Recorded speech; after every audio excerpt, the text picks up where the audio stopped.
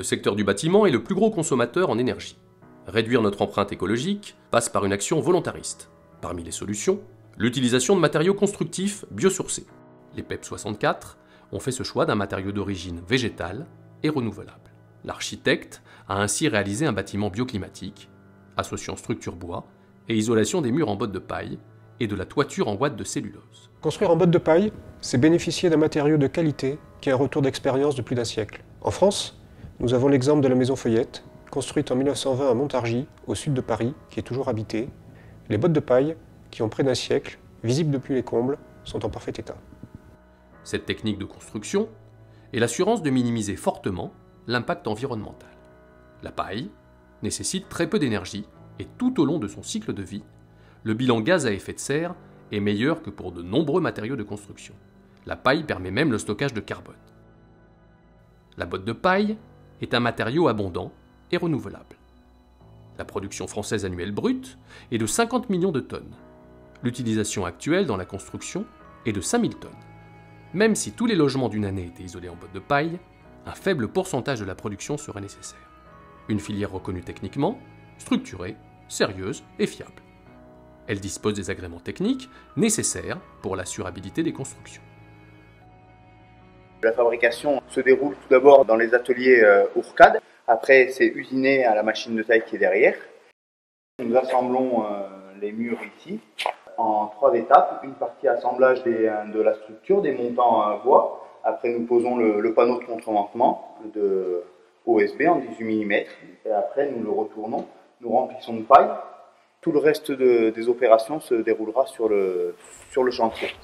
Nous allons lever les murs et ensuite appliquer un revêtement extérieur en algépan, une isolation complémentaire. Et après, il y aura double tassautage et puis un bardage qui viendra faire le revêtement final. On arrive avec des caissons préfabriqués, tout isolé. Donc 3 semaines pour un bâtiment de 1200 m². Je pense que c'est pas mal. Isoler un bâtiment en paille n'est pas plus compliqué que les techniques courantes de la construction. Les règles à respecter sont un taux d'humidité inférieur à 20% et une masse volumique comprise entre 80 et 120 kg du mètre cube. Des constructions qui se généralisent. On a déjà une réalisation à côté d'une école qui a été isolée en paille. On avait un bâtiment très bien isolé avec de la paille sol au plafond. Des bottes de paille de 36-37 cm, donc ça fait une résistance thermique qui est équivalente à ce qui constitue la norme pour une maison passive.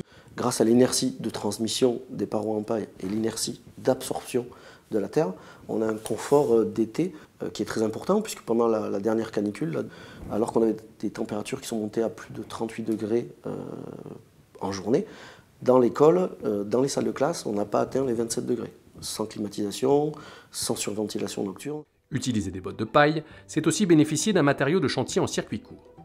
L'ESADJ en Genèse a ainsi pu tirer parti d'une richesse locale pour construire durablement et soutenir une filière locale créatrice d'emplois. Son engagement en faveur de l'environnement est allé plus loin.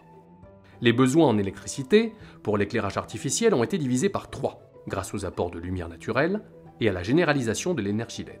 Le bâtiment produit plus d'énergie qu'il n'en consomme.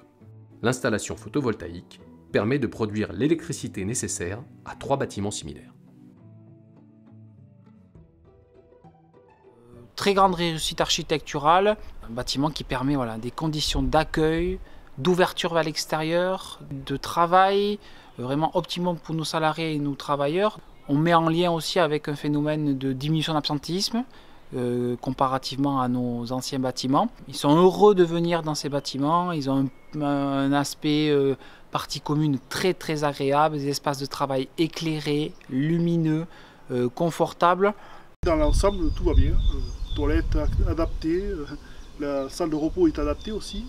Il est mieux placé au niveau environnement, plus isolé. On a passé un hiver sympa, donc l'air était bon et tout.